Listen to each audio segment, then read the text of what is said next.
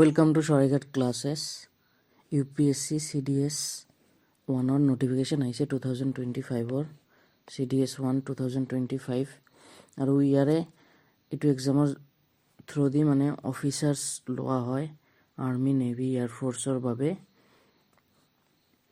তো আমি এইটো এক্সামৰ বিষয়ে অলপ জানি লওঁ। এইটো এক্সাম যিটো লাষ্ট ডেট হ'ল অনলাইন এপ্লিকেশ্যনৰ এইটো 31 ডিচেম্বৰ আৰু last date of modification of registration would be 7 January মানে 7 দিনলৈকে মডিফাইড কৰিব পাৰি এপ্লাই কৰাৰ পিছত।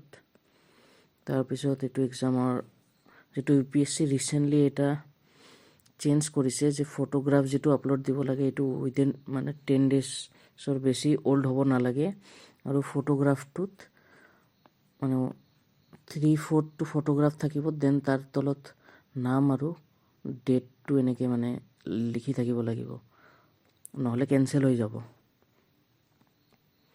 তাৰপিছত এইটোৰ এক্সামৰ থ্ৰু দি যিটো পোষ্ট মানে যিখিনি একাডেমীৰ বাবে লোৱা হয় এইটো হ'ল ইণ্ডিয়ান মিলিটাৰী একাডেমী ডেৰাডুন, এইটো আৰ্মিৰ হয়।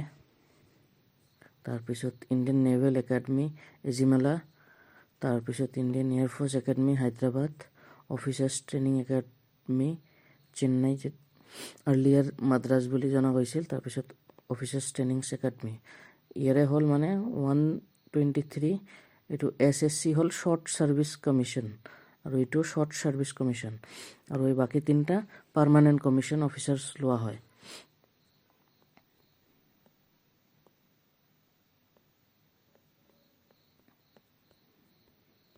আৰু এক্সামৰ চেণ্টাৰ নৰ্থ ইষ্টৰ আগৰতলা, আইজল, তাৰপিছত Dispur, Imphal, Itanagar, Jorhat, Kohima, Shillong.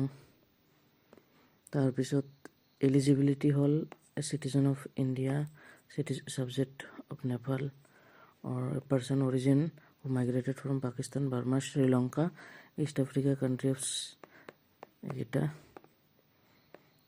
With the intention of permanently settling in India. তাৰপিছত এজ লিমিটটো হ'ল ফৰ IMA, এইটো হ'ব 2002ৰ পৰা 2007 বৰ্ণলৈকে অনলি এলিজিবল, তাৰ আগৰ বা পিছৰখিনি এলিজিবল নহয়। তাৰপিছত ইণ্ডিয়ান নেভিৰ বাবে এইটো ছেম। তাৰপিছত এয়াৰফ'ৰ্চৰ বাবে এইটো হ'ব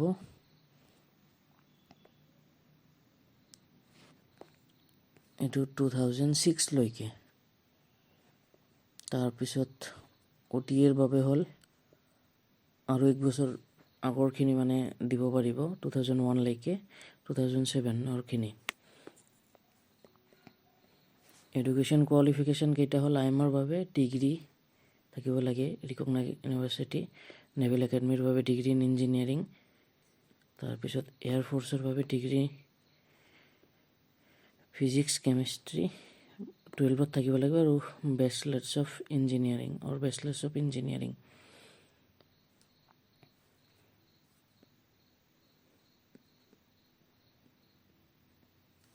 অনলাইন এপ্লিকেশ্যনৰ লাষ্ট ডেট হ'ল 31 ডিচেম্বৰ 2024 till 6 PM।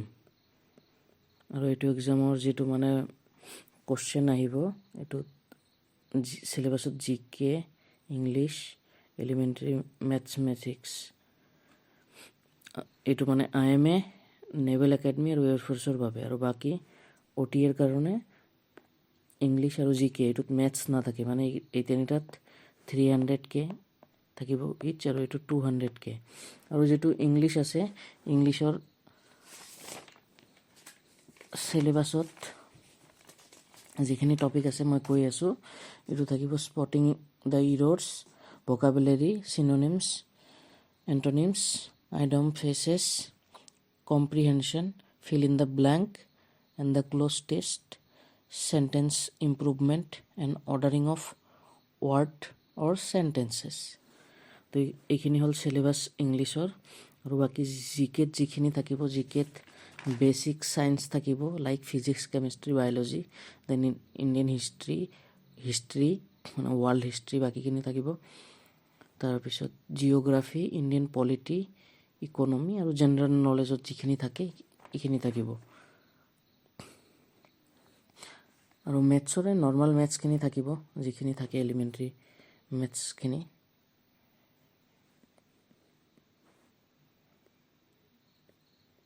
মেথছৰ চিলেবাছখিনি হ'ল এইকেইটা। এৰিথমেটিক থাকিব, তাতে নাম্বাৰ ছিষ্টেম, ডেচিমেল ফ্ৰেকশ্যন এইখিনি। তাৰপিছত এলজেব্ৰা থাকিব, ট্ৰিকোনোমেট্ৰি থাকিব, জিঅ'মেট্ৰি থাকিব, মেনচুৰেশ্যন থাকিব, ষ্টেটিষ্টিক্স থাকিব। তাৰপিছত আফটাৰ দ্য এক্সাম যিখিনি মানুহে কোৱালিফাইড কৰিব এইকেইটাক SSB ইণ্টাৰভিউৰ কাৰণে মাতিব। SSB বুলি কয় ইণ্টাৰভিউটো। তাতে 5 দিনীয়া এটা ইণ্টাৰভিউ হ'ব। তাতে বিভিন্ন ধৰণৰ টেষ্ট ল'ব। তাৰপিছত কোৱালিফাইড হোৱাৰ পিছত তাৰপিছত হ'ব মেডিকেলৰ বাবে মাতিব, দেন মেৰিট লিষ্ট হ'ব। তো এইটো এপ্লাই যাৰ যাৰ কৰাৰ ইচ্ছা আছে এতিয়াই কৰি দিব। আৰু আমাৰ এইটো চেনেল ফ'ল' কৰিব, Saraighat classes for more updates. Thank U.